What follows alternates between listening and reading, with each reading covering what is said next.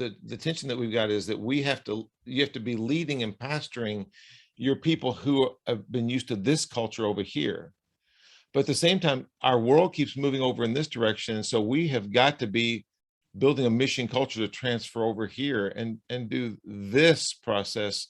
And that's why in the accelerate process, we start with questions and we help people think through this.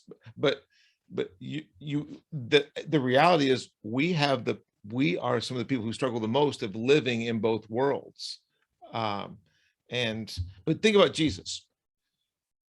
How much did Jesus talk at people, force the logos down people's throats, always answer the what question, and put people in rows?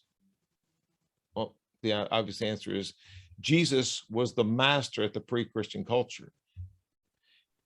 So if people are saying you don't have much character unless you're kind and loving and inclusive of other people and bring them in, well, we think over here in this culture that's a compromise. That's compromise in the scripture. That's that there's no way I'm not ashamed of the gospel of Christ.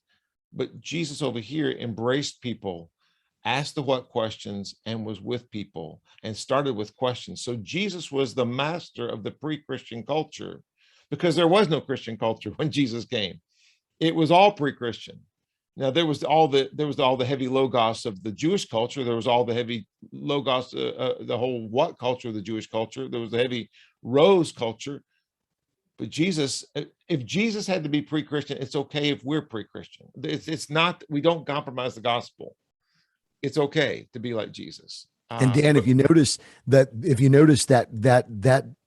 incarnational, the word was made flesh and dwelt among us. Yeah. That's the essence of incarnational.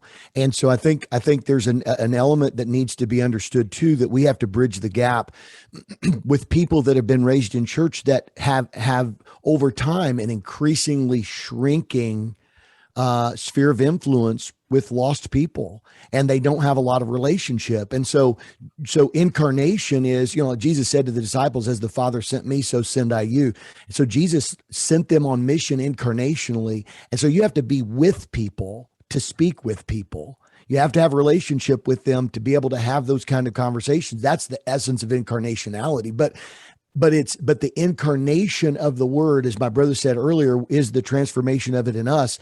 But that it's also the building of relationships in that incarnational nature. And so informational can happen from the radio. Informational can happen from Charles Stanley from a radio program, but incarnational has to happen at a dinner table.